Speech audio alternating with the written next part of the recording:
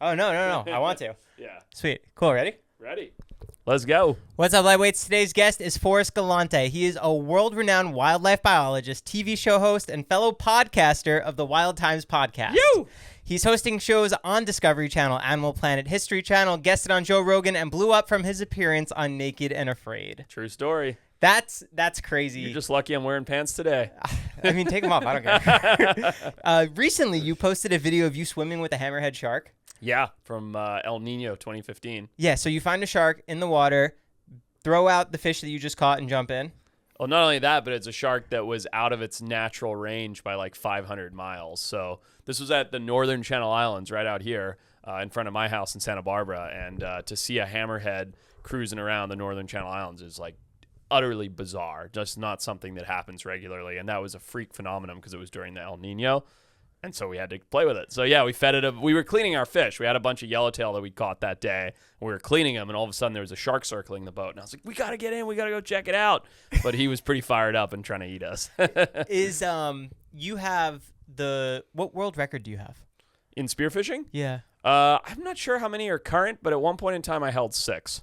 That's crazy. Yeah. And you go down there and just try and catch the fish? Yeah, so I held 6 free dive spearfishing world records for a pole spear. And a pole spear, some people know it as a Hawaiian sling. It's basically like a stick with a rubber band on the end. So it's not like the gun. It's literally like a hand spear.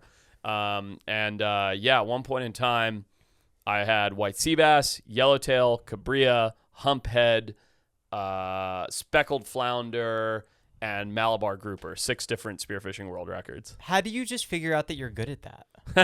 I mean, it's like any sort of niche sport. You commit a lot of time to it, and you learn about the community, and then you get competitive. And, it's the same as like being in motocross or being in wrestling, or those are probably bigger sports than spearfishing. But, it's a little community of people that are very on the top end. And I started when I was young. I started spearfishing when I was 14. I started doing like competitive spearfishing when I was like 18. And I was pretty freaking gung-ho.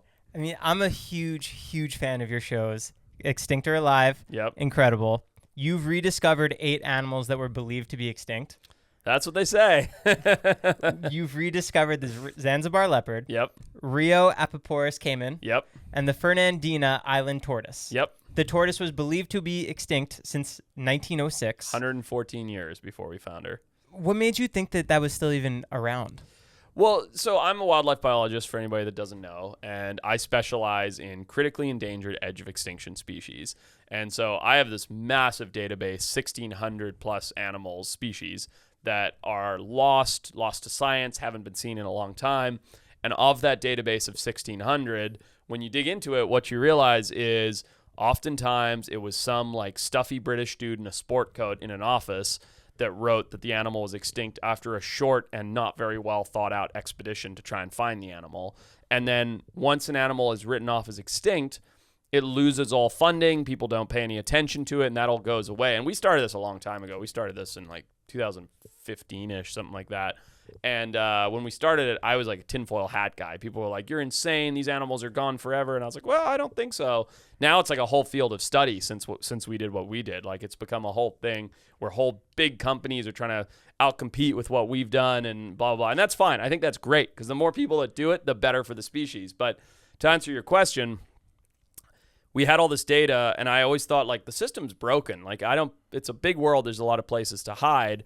And so we put together all of this research and data, years of planning, and then launched various expeditions to try and find some of these animals, always kind of thinking it's about the journey and not the destination. We'll probably never find any. We'll just see how it goes. And then, at the end of season 1, we found a big one, which was the Zanzibar leopard. And then in season 2 of Extinct or Alive, and then various Shark Weeks, we found 7 more. So, it was, it took a lot. Like, it's not something you're just like, I'm going to go look for this thing. It's a lot of research, a lot of phone calls, a lot of data, sometimes scouting trips ahead of time, years of preparation, months of planning, and then weeks in the field. I mean, I listened to your book. You go into the entire story of how you got the show. Yeah. You got the pilot, and then you ended up getting picked up for the 8 episodes?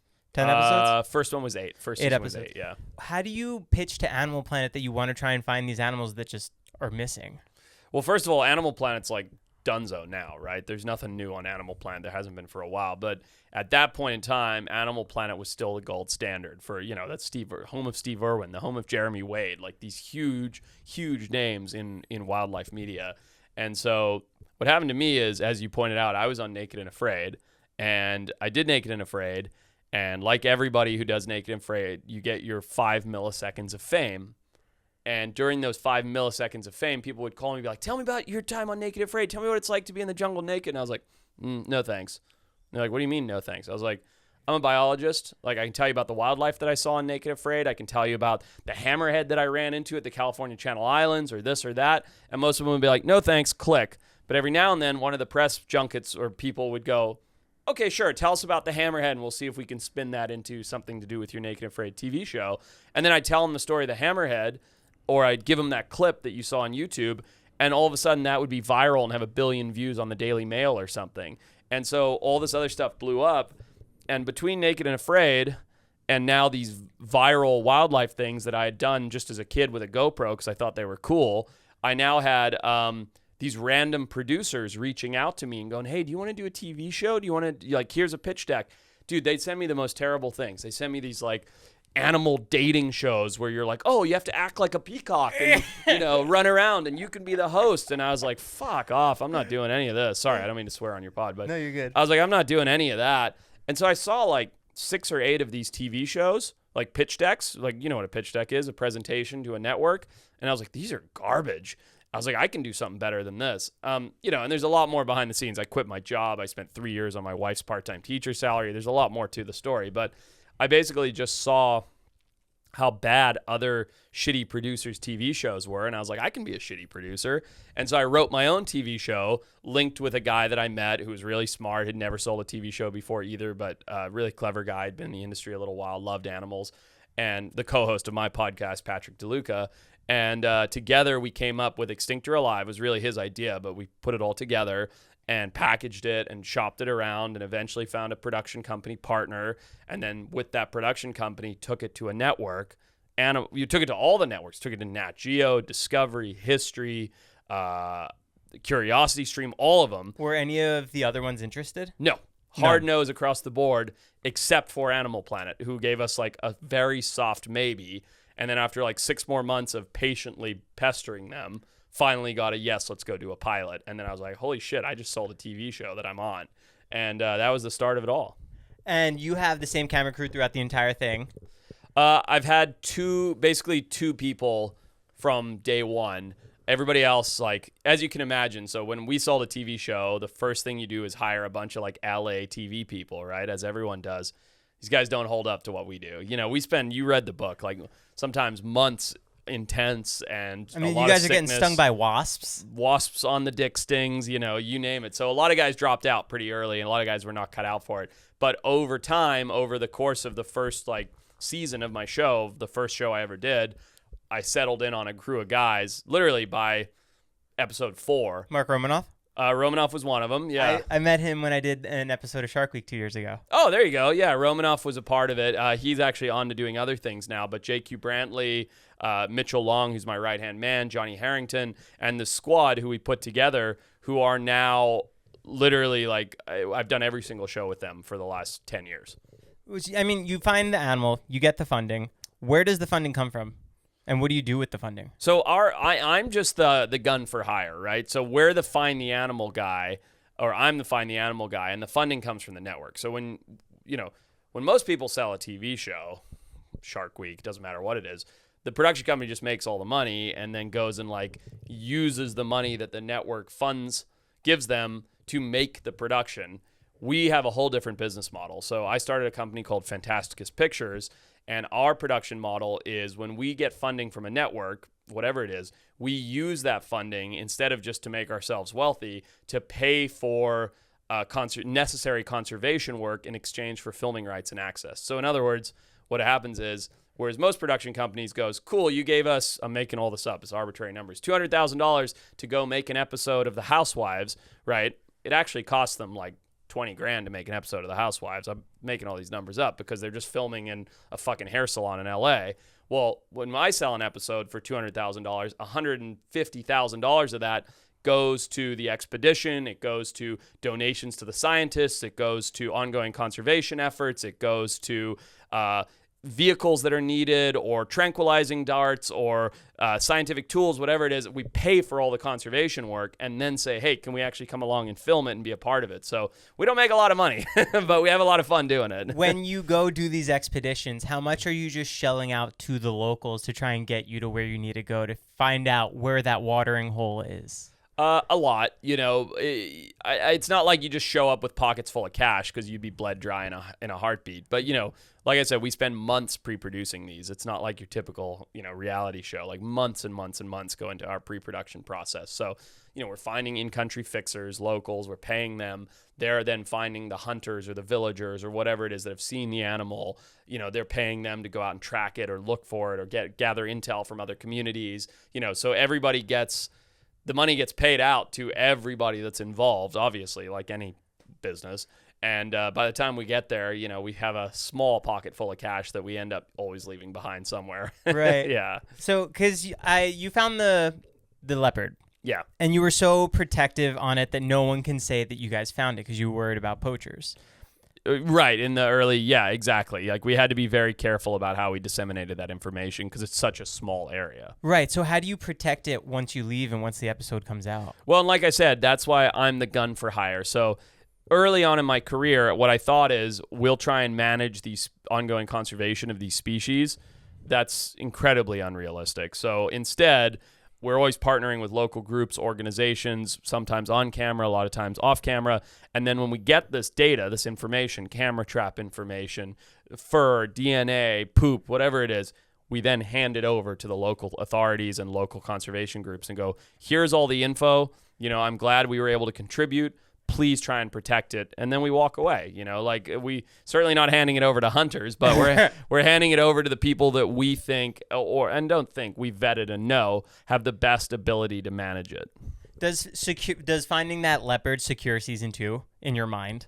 In our mind, it did. I remember the first thing, because I was like, I don't know if you've ever seen the clip. I'm like crying and jumping around, freaking out and stuff. Freaking out. Yeah. And a kid on Christmas Day. Yeah. I was insane. I headbutted my sound guy. I mean, I went nuts. And the first thing that Mitchell Long, my right-hand man, says to me is, congrats on season 2. And that's all he's thinking about because he's a TV guy. He loves animals and everything, but he's a TV guy. And like, I wasn't even in the top 500 thoughts of mine. It was like, I didn't even cross my mind, but he was right. I'm sure it was that find and the fact that was all over the news everywhere worldwide that allowed us to get a second season.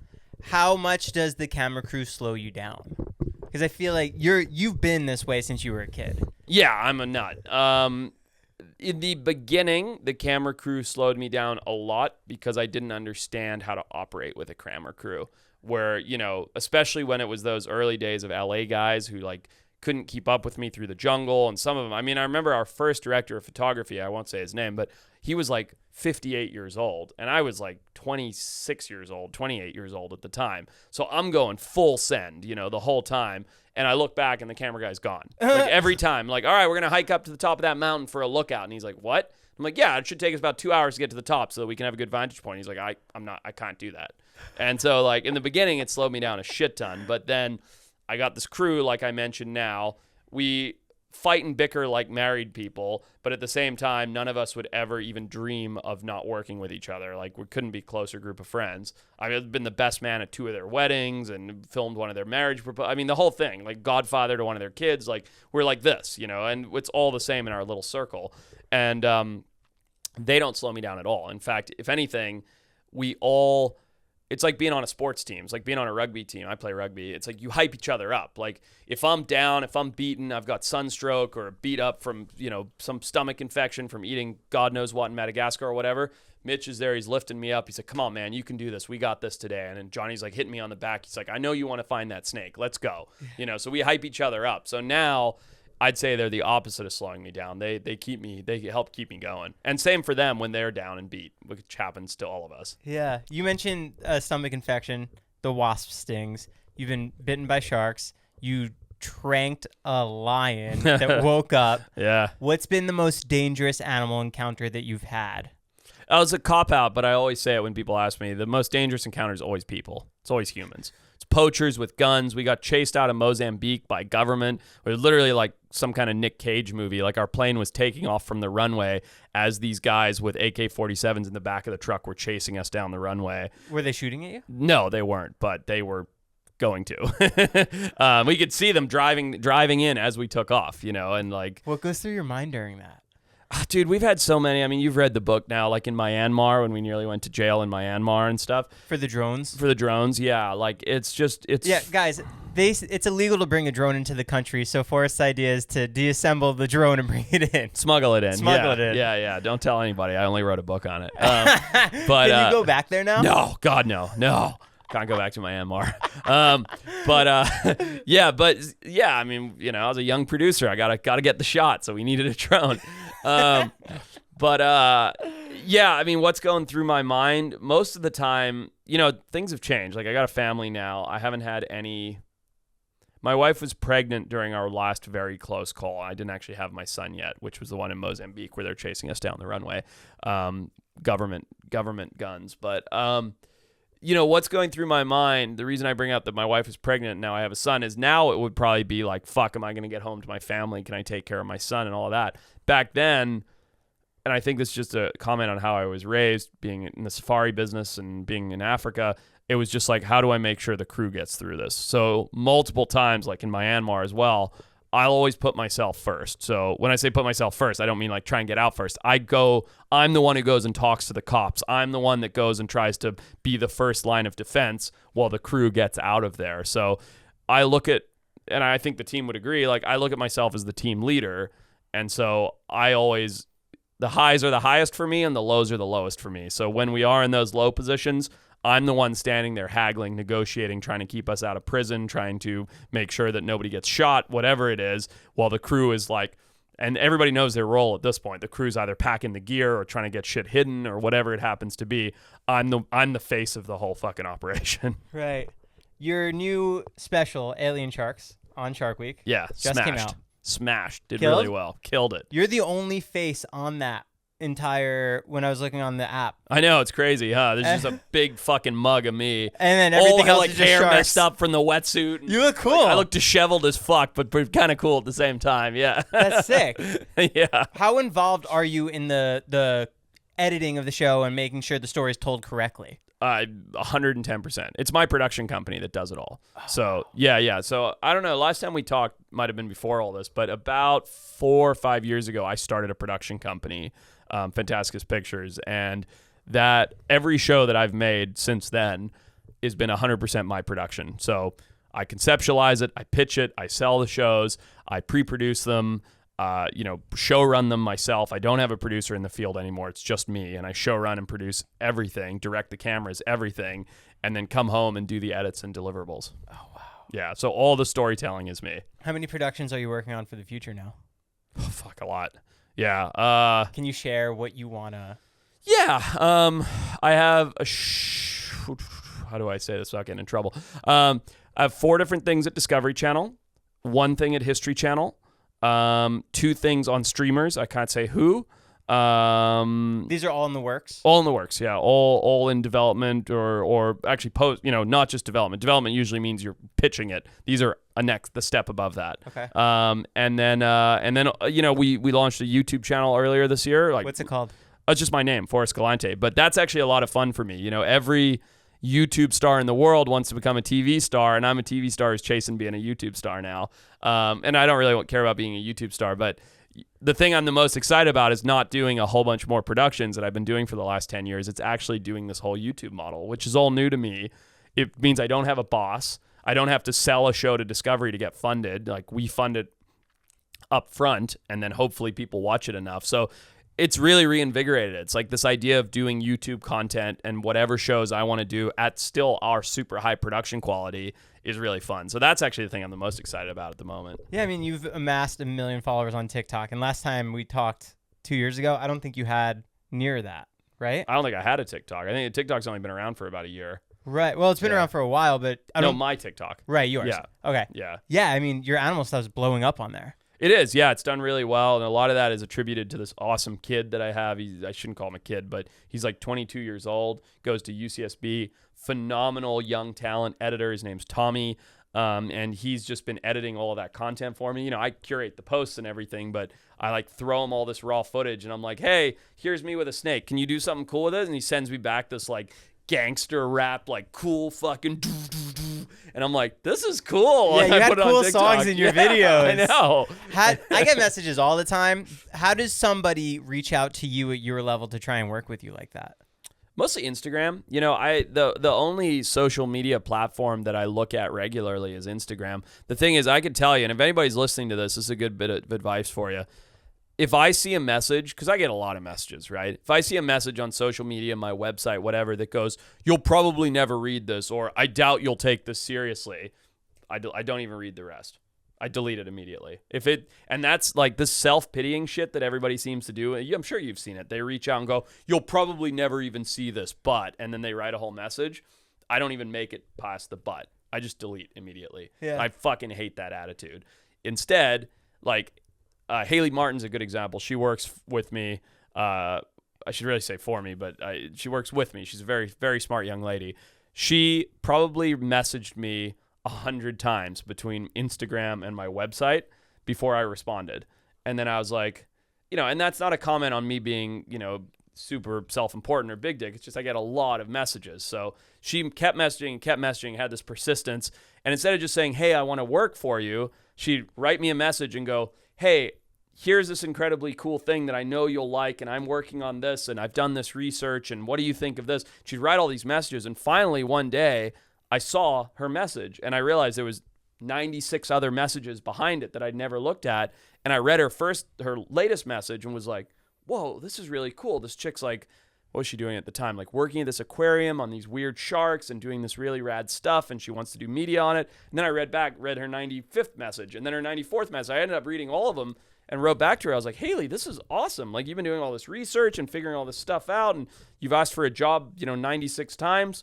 Come work for me. She's like, you're kidding. I was like, no. She's like, that's unbelievable. I can't believe you even read my messages. And I was like, yeah, come work for me. And she's been working with us for like 3 years. So, you know, like, it just, like, I don't want to encourage people to send a million messages, but just being persistent and passionate, and not that sort of typical, like, generational thing that, you know, our generation has of like expecting a handout. Like, hey, I want to work with you. What do I have to do?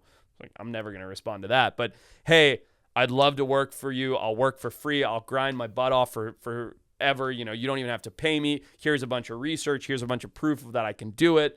You know, like, I'm a great editor. I'm a great shooter. I'm fantastically passionate about finding animals, whatever it is. I read all that and go, yeah, this person actually has something. Yeah. Don't give people a reason to say no, or Exactly. an idea to even say Exactly.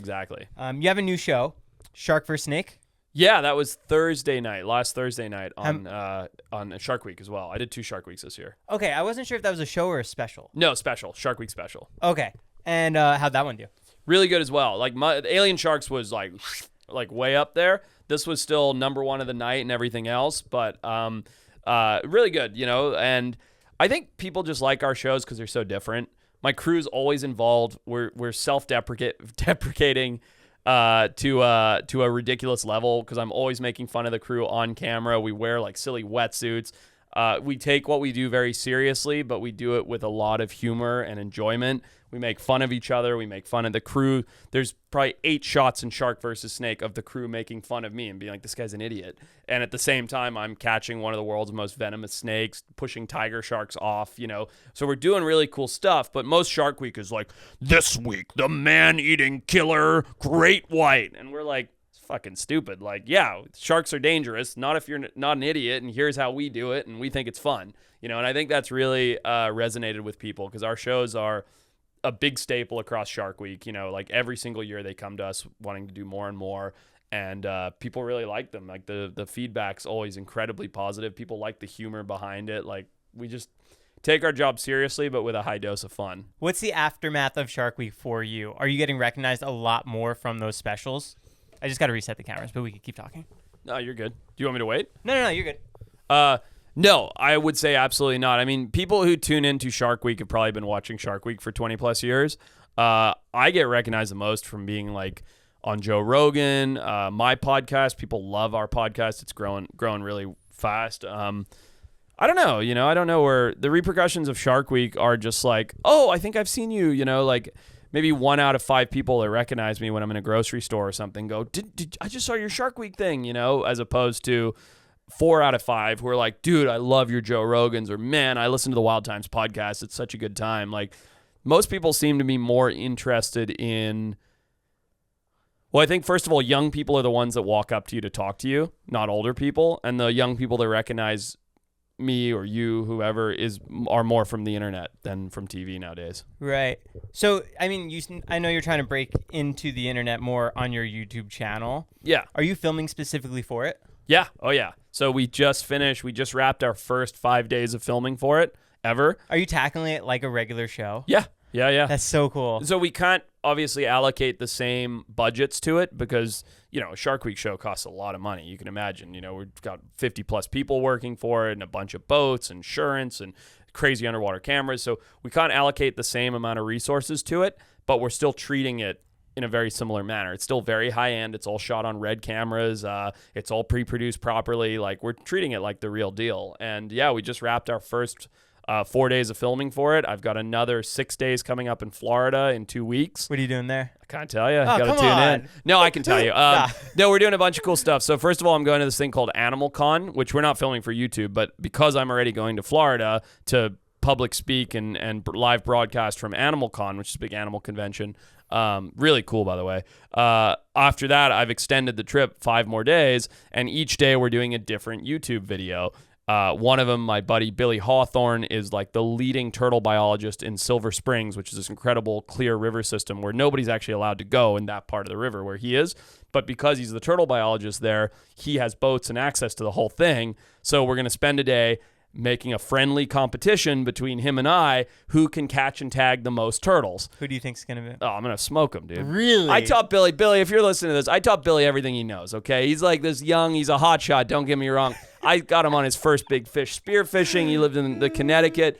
Billy, you're in big trouble, bud. I'm going to send this to you. No, I'm going to smoke him, but he's probably going to win because he does it like every day. But yeah, so, we're going to do stuff like that. It's like fun videos, super outgoing, all adventure and wildlife based, of course. And, like that's like a fun competition, but with real purpose. Like, where actually they need this data, as many turtles as they can catch and tag and count, they have to do. And we're going to turn that into a really cool YouTube video. So it's things like that. Oh, that's going to be so fun. Yeah, it'll be a blast. In your book, Still Alive, you're constantly in new ecosystems. I know you said that you do months and months of prep work. Yeah. But you obviously can't prepare for everything. Oh, of course not. So how do you really make sure that you're actually prepared? Because I feel like when you're out there, you start seeing all these other things that you didn't see coming. A lot of it is just experiential. So once you've done two expeditions into the Amazon, you kind of understand what the Amazon's like. And so... Is it unlike anything else? The Amazon? Yeah. Yeah, it's incredible. I could live in... Like Paul Rosley, I don't know if you know who he is. Yeah. Good buddy. He like lives in the heart of the Peruvian Amazon, like in a tribe, like with a tribe in a village. And like I could... If I didn't have a family, I could totally do that. Just like, the Amazon's incredible. But... so a lot of it experiential, whether you've been in the Amazon or the Arctic or whatever, you're like, okay, I know what to expect. I've camped in a deep tropical jungle from canoe for 6 weeks before. I know what to expect. But, I've been to the Arctic before. I know what Antarctica is I know what the cold's like. So a lot of it's just experiential over time. And you start to learn little things like, oh man, we can't go without hand warmers. Like, oh dude, you like a cotton shirt? Forget about it. It's fucking stinks. It's sweaty. It's gross. You got to have, lightweight sun gear. Things like that. It's just experiential. But that being said, we spend months pre-producing, like we said, and we have this whole 35-step plan where you do this followed by that, and that goes to there, and then we try and shoot this scene, and we go look over here for this animal, and if that doesn't work, we go over here. Usually I'd say by hour 2 that's in the dumpster. Like, It doesn't matter how many times we do it, we always have a plan going into it. But like, you land, you're in Colombia, whatever, and it's like, plane's not here. Like, what do you mean the plane's not here? Like, according to our plans, like, we have to land by 5 p.m. tonight because there's FARC rebels, and if we're out there after dark, the rebels can come in, they can steal all your camera gear, and they can murder you, and blah, blah. It's like, yeah, plane's not here. Like, what do you mean the plane's not here? They're like, we don't know where the plane is. It might be here tonight, might be here tomorrow. You're like, take the plan, throw it in the trash can. Fuck it. Whenever the plane shows up, we go, you know? And like, that's just how it works, like on these types of expeditions. Like, it doesn't matter how much you've done. You always try and plan for the most, pack as light as you can, but as efficiently as you can, and make sure that you have everything. But it's usually plans go out the window early, and then you fly by the seat of your pants. What's the toughest ecosystem for you to film in? For me, it's no, water's easy. For me, it's cold. Yeah, I filmed this thing up in Alaska. It's coming out on our YouTube this week, actually, called How to Survive in Prehistoric America. It's really cool. And we spent like 5 days filming in Alaska in November, like northern Alaska. I'm dead, dude. I'm dead. Like, what is it? It's 85 out right now. I'm wearing jeans. Like, I don't like cold. Yeah. I don't like, dude, for me, like and more power to those people that go snow camping and, you know, do Arctic expeditions and stuff. There is no such thing as too hot for me, but it's like below 65 is too cold for me. You mentioned prehistoric. Yeah. Let's talk woolly mammoths. Let's go. What are we doing? Well, we, being Colossal Biosciences, you know, of which I'm involved, are doing some incredible things. They're bringing the woolly mammoth back. So I talked about that on Rogan, and, you know, I talk about it a lot on my shows. Colossal Biosciences is an incredibly innovative, forward-thinking company that's doing, for lack of a better term, disruptive conservation. You know, they are taking the models that we've had for hundreds of years, not millions or thousands, hundreds of years of conservation, and flipping them on their head and going, here's a radical approach to fix ecosystems. And one of those is by putting woolly mammoths back in the Arctic tundra, which can and will effectively fix and massively slow down the melting of the permafrost. And I can explain how, but it's radical. And because this is such a well-funded, unbelievable organization, if you go to their offices and things, they're doing it. Like, there are going to be woolly mammoths walking around in the next 10 years. And they're putting them on an island? Not an island. Right now, things have shifted due to the Russia-Ukraine conflict, because originally it was up in Siberia, the testing areas. But it's all very well thought out. So I'm on the board of conservation advisors. So I'm one of a number of people that advise on what do we actually do with the mammoths when we have them. You know, what do we do with them? Well, that's it. So eat them? Eat them? Eat them? Maybe one day, but not yet. No. So, you know, it's all going to be very well thought out and clearly managed. So you're going to have a big area, containment area, up in their natural habitat. There's a place called Pleistocene Park where they've been simulating what mammoths will do to an environment by adding other large animal like steppe bison and things like that, and then knocking down trees, which is what mammoths do with bulldozers. So, you know, seeing what it does to shape the environment. And then what we're going to do is take a different chunk of land, probably in Alaska, and put mammoths in that chunk of land, fully contained, you know, big fences, everything else, and monitor it, see how it goes, see if we can expand that, like see if ultimately we can release them into the wild. You know, it's none of this happens quick. Like, we're talking about very thoroughly studied, slow progression, but it's the way that you have to do it. What do you think of when you first hear this? Like, when they came up to you and had this idea, did you believe it? I thought of Theranos. That's what I thought of. When I first heard, remember Theranos, right? No. Oh, Theranos is a big, like, tech company that was basically just all smoke and mirrors. They, like, cheated their investors out of millions of dollars, and the whole world thought they were going to, like, change the world. And this is not a comment on Colossal. This is a comment on my skepticism. When I first heard, there's this company called Colossal that's bringing back extinct animals, and the mammoth's only one of a handful of going to be many, actually. What are the others? The ones that are publicly announced that I can talk about are the woolly mammoth, the thylacine, and the dodo right now. And I'll tell you this, you're going to want to keep an eye out the end of this year because there's something big coming. Really? Yeah. Like, physically big? Okay, I have to keep an eye out. Bigger than a woolly mammoth? It's a big deal. It's a big deal. T-Rex. Maybe. So when I first heard like what Colossal's doing, I called bullshit. I was like, there's no way. And then I went to Colossal, in Dallas, Texas. I met the CEO. I toured the facility. I spoke to the geneticists and the engineers and the biologists. I saw the cell work. I saw the embryos. I was like, holy shit, this is the real deal. And I'm fully bought in. Like, I couldn't be more bought in. Like, I'm on the board of advisors. I'm visiting the office. I was texting the CEO this morning on my drive up here to talk to him about steps for the thing where I've said is coming later this year. I mean, it's happening. Is there going to be tourism allowed? It'll have to be an element of it, right? You know, like you can already go and tour the labs, I think. I'm not really sure if it's open to the public, but you can go and see some of the stuff. But there's no world in which you create woolly mammoths, dodo, thylacine, and these other animals that people aren't going to want to see them. So there will be some form of tourism around it. It's not going to be priority number one, but there's going to certainly be a form of tourism around it. Are all of these animals going to be in the same facility, or will they all have their own? No, they'll all have their own. Ecosystems? Yeah, they'll all have their own. I mean, you can't keep a woolly mammoth with a thylacine, you know, like one's from a deciduous forest, the other's from an Arctic tundra, dodos from a tropical island, you know, like tropical island bird and giant snow elephant don't go well together. So, yeah, no, they're going to be housed completely separately. There's land in Mauritius for the dodo. There's area in Alaska for the mammoth. There's land in Australia for the thylacine. It's all being very, very well thought out and, you know, executed to the highest standard. And how do they fund the project? Where do they get the money from? That's not a question for me, really. That's a question for the CEO. But they're are they publicly traded or not yet? I'm not actually sure, but they're a big company. You know, they've brought in, I think they have an over $1 billion valuation now, and they've only been around like less than a year or so.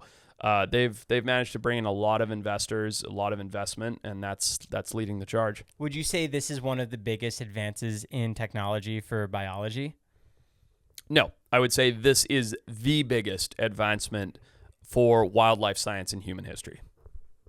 Fact. That's big, man. It is. It's really big. You know, like this is, if this goes well, which I believe it will, or I wouldn't be so supportive of it, if and when this goes well, it will change human history. It will right humanity's wrongs. We will be able to bring back animals that we have selfishly, intentionally or unintentionally, driven to extinction to repair ecosystems.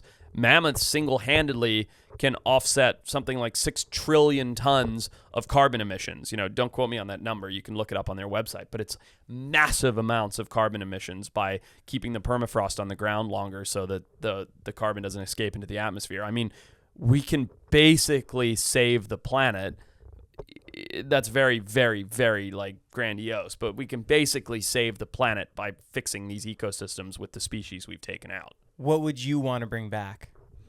A lot of things. I mean, anything that we have unjustly killed off, right? You know, like Javan tiger or Balinese tiger. That's just a subspecies of cat of these, you know, tigers from Indonesia that deserve to be in those environments, but selfishly humans have killed them off for their fur or whatever else. The dodo is a perfect example, right? Everybody alive today that has access to books on the internet knows what a dodo bird is, except no one alive today has ever seen one. They were extinct long before our lifetime. We ran those birds to extinction for fun. We didn't even eat them. When sailors first settled on Mauritius, they'd walk around with a stick and club them on the head as a thing to do because they were bored. You know, like, that animal does not deserve to be eradicated from the planet because we as human beings were so greedy and selfish that we wanted to bop them on the head and kill them just for entertainment value. So, you know, bringing any species that has a story like that led to its ultimate extinction deserves to be brought back. Right. That's crazy. Yeah, it's really crazy. I'm so excited for this announcement. Yeah, it's going to be a big deal. Okay. What would you say is the gnarliest Nature is Metal moment that you've seen? Oh, this is a good one. What's crazy is I've seen some stuff. You know, I saw a kid get shredded by a crocodile. Like, I've seen some stuff. But one of the coolest marine interactions I've ever seen, or wildlife interactions I've ever seen, I was just telling this story to the guys I was fishing with yesterday, these guys, the pelagic guys. And yeah, it's dope. Good looking hat. I love it.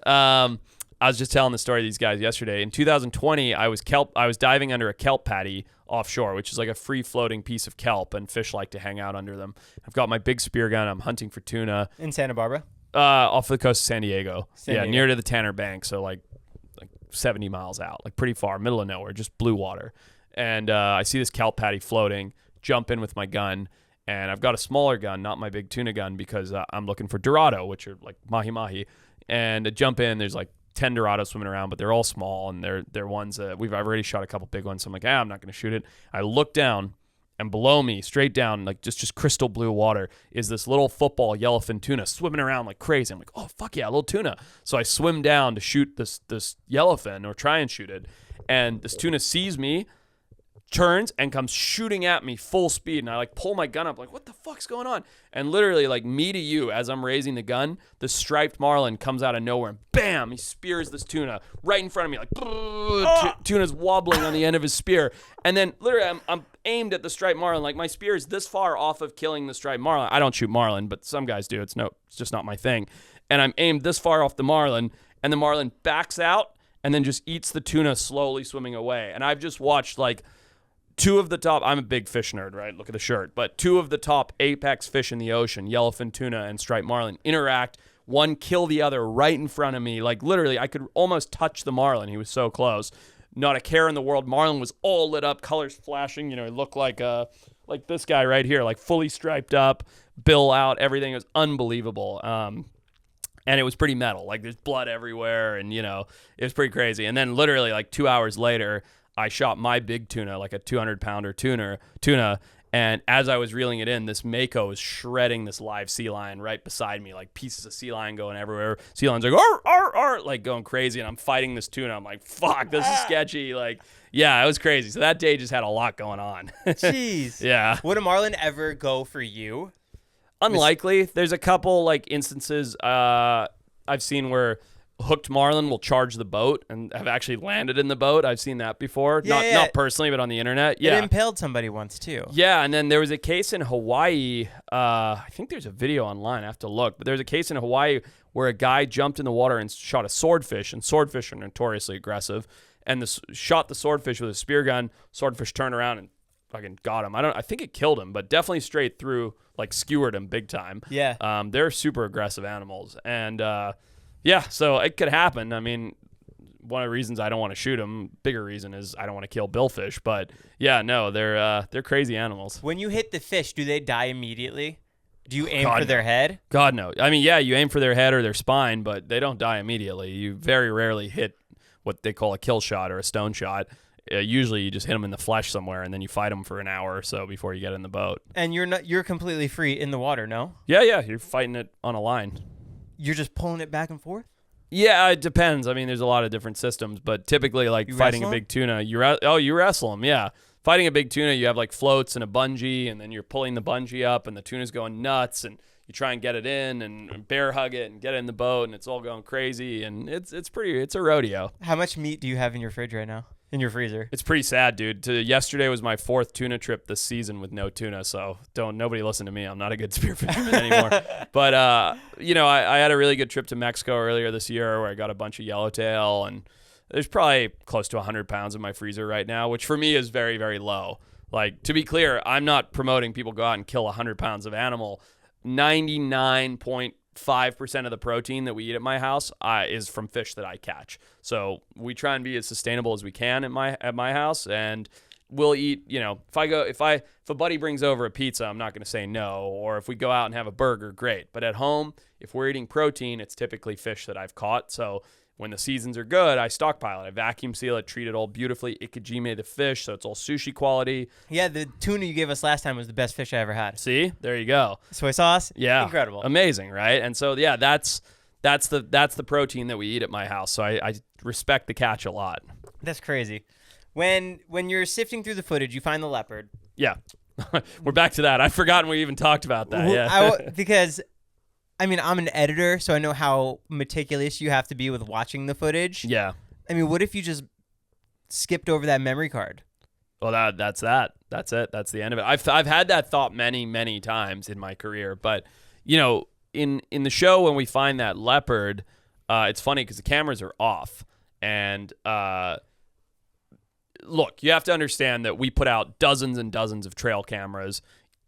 Each one of those cameras gets thousands of hours of clip footage, like 30 or 90-second clips. And so to review every single clip sitting, with the cameras rolling would be insane, especially back then. This was like 8 years ago already. Today, like, you can rewrite cards and stuff. But back then, it was like, that's a lot of media, and then you have to media manage it and blah, blah, blah.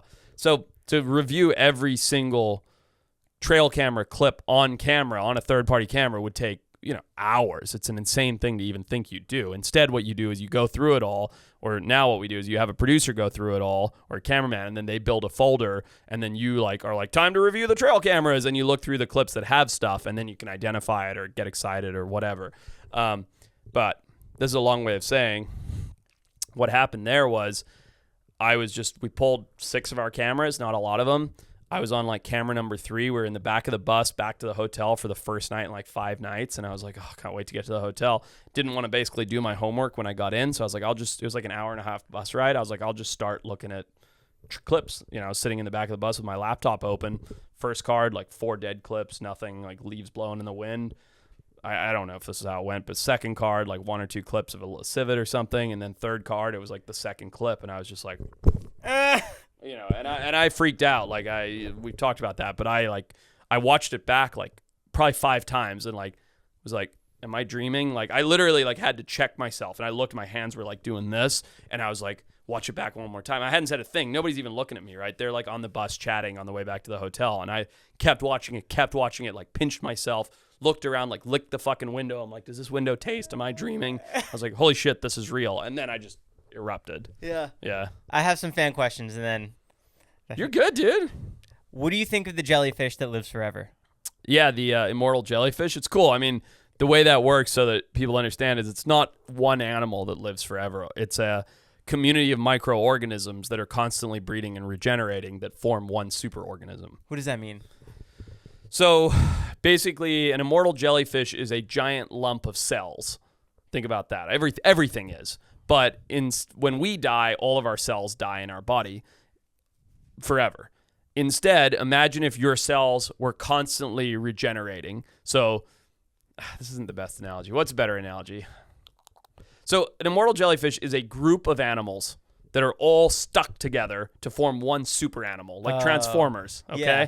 Except all of those little animals that when they die, another one takes its place. So the superorganism never dies. Does that make sense? Yeah. Yeah. Okay. That's a better analogy than our cells, because when we die, our cells do regenerate. That was a terrible analogy. What's your thoughts on drop bears in Australia? Koalas? Yeah. Drop bears?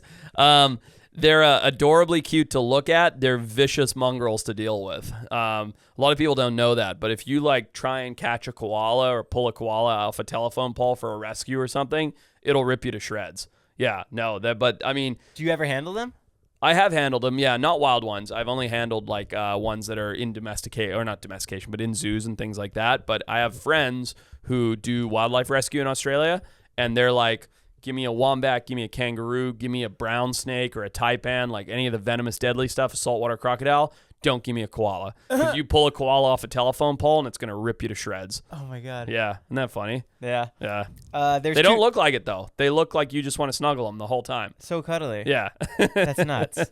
There's 2 types of orcas out there. The ones that eat the fish and stingrays, and then there's ones that eat the sea mammals. Yeah, there's actually a lot more nowadays. There's transient and resident and offshore, and there's like a lot of subgroups. But yeah, that's a pretty good overall depiction. How do you know which is which? Is it just based on where they live? You don't? You don't really. I mean, I've jumped in the water with mammal-eating orcas a couple times, and you assume they're mammal-eating because they're hanging out around a sea lion rookery or, whatever. And you don't. You never know. You never really, really know. Do you get scared when you're in there?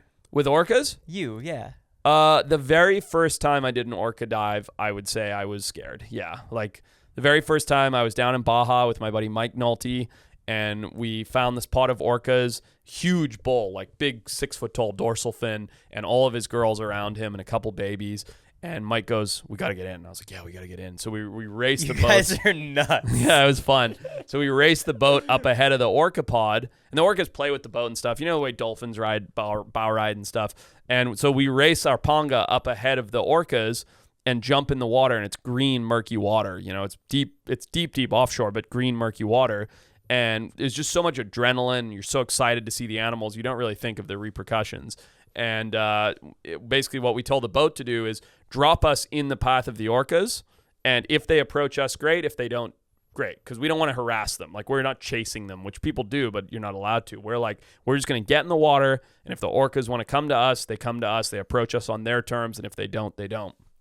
So we jump off the boat, swim opposite directions so we're not together, being more menacing. And all of a sudden, I'm like sitting in the water. The boat's like 500 yards away. It's not close. My buddy Mike's like 100 yards away. And I'm in this green, murky water, and I can't see anything. And I look up, and approaching me from another 100 yards away is this orca, this giant bull with this 6-foot dorsal fin and all his cows around him. And I'm like, holy shit, what am I doing? Like, I'm out here in the middle of the sea by myself, no boat support, no buddy next to me, no knife or spear gun or anything like that, to see if these animals that are known mammal-eating animals, the wolves of the sea, want to check me out or not. And I don't have a camera or anything. It's just for my own. It's for my own enjoyment. And yeah, and so like I had that moment of like, oh fuck, like what am I? What can you do? You can't panic. You can't scream. You can't call the boat. I can't tell Mike I'm a sissy about it. So I'm just like, let's see what fucking happens. You put your face in the water. 30 seconds later, orcas swim up, look at you, do a circle, and cruise away. And then my heart went from being up here to down here, and I was like, okay, they're not going to eat me. Let's try it again. Oh, yeah? Yeah. The same day or a different day, or what do you mean? I've done it a handful of times now. I mean, the same day we had probably 6 or 8 interactions where the orcas approached us because they were just milling around this one area.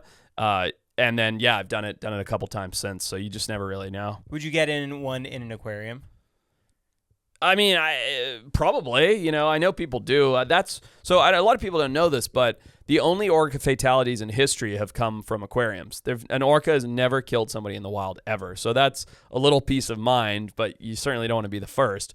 But what's interesting about being in the water with an orca, whether you're in an aquarium or an ocean or anything, it's the only animal I've ever been around where I feel like I have zero control. If I'm around elephants, body language, certain things can make them charge or stop charging, or, they might decide to take you on or not take you on. If you're around a shark, you get aggressive, you swim at the shark turns away most of the time. Orcas, ain't nothing you can do. No body language, no anything. Like, you are a rag doll to them. Like, if they want to play with you, they're going to play with you. When they want to eat you, they're going to eat you. And you can feel that. You can feel like you have zero control in that situation. Even with great whites, you're not... Yeah, they're fine. I mean, look, there's situations, right? Like, you don't go get in the water next to a seal colony when it's 10-foot visibility with a great white, but you jump in clear water with a great white in Hawaii or Guadalupe Island or something, you have a lot of control.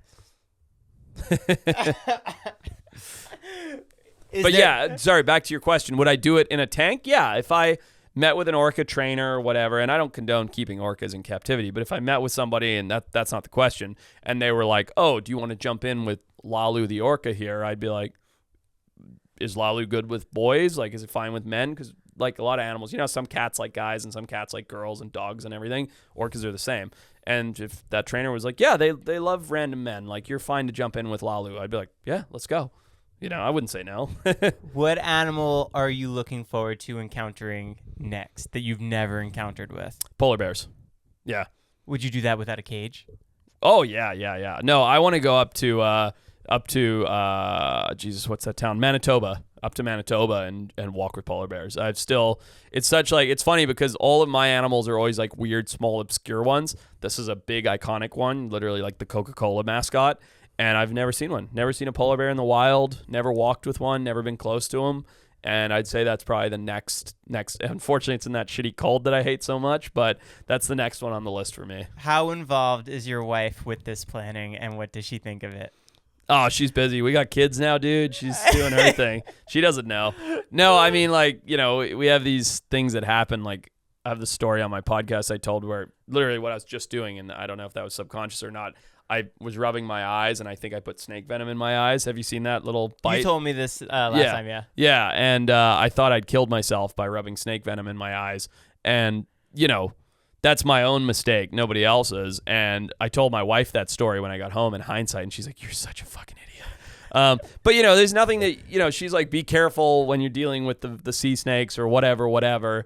And I'm like, yeah, I will be. But then you can never plan for something stupid like that. So, my wife just like trusts me to make good choices, which is her mistake. I mean, those sea snakes are swimming so fast under there. Some of them, yeah.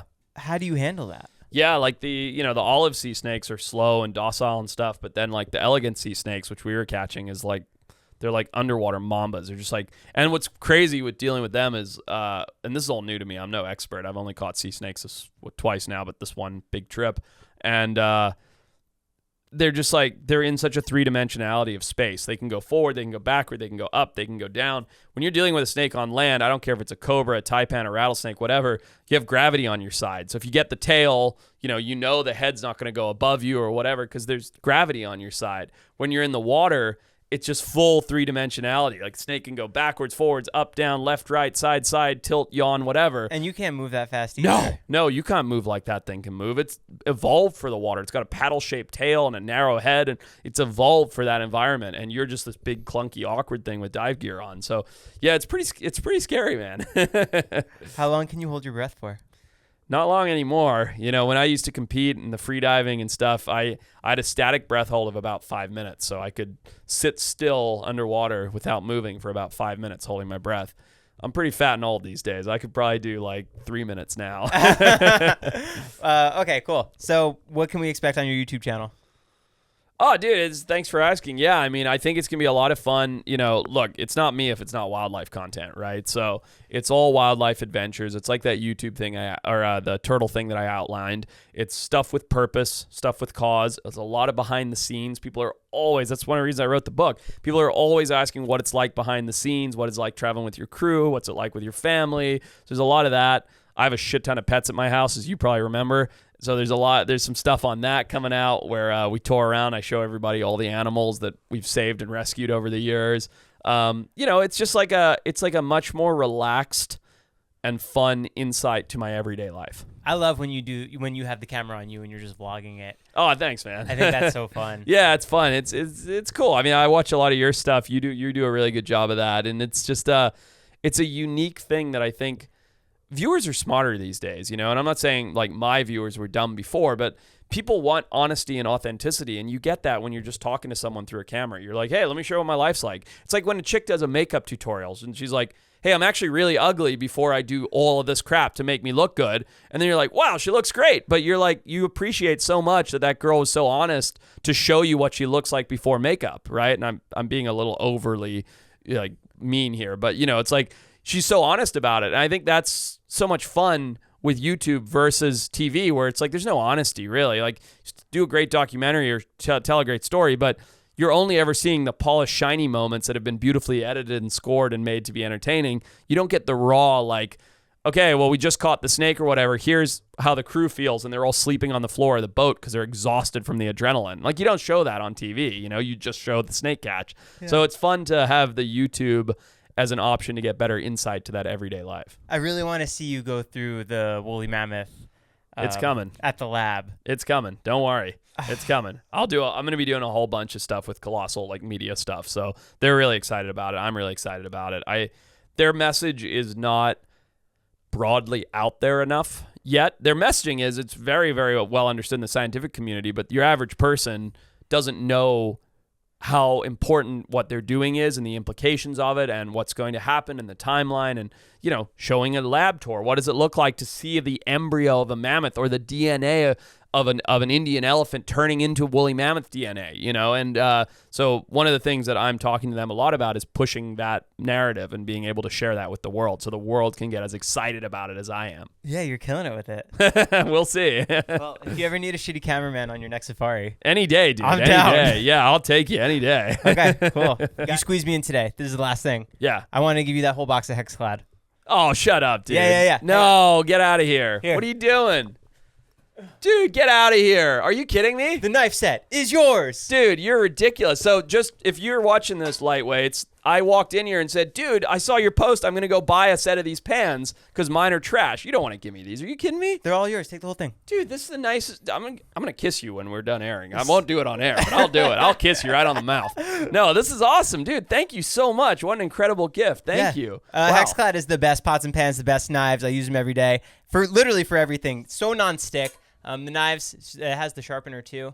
Yeah. So wait, I got to give a plug to your Hexclad crew here, okay? Just Hexclad. Just Rihanna. Yeah, Rihanna, is that her name? Yeah. Listen, Rihanna, I saw Joe's media where he was like frying eggs that wouldn't stick and stuff, and I was like, I got to get these because we have like garbage Macy's pots and pans that look like shit now. And I literally told Joe when I walked in here this morning, like, dude, I saw the box of Hexclad, and I told him, I was like, I think I'm going to buy a set of those because of your dope social media.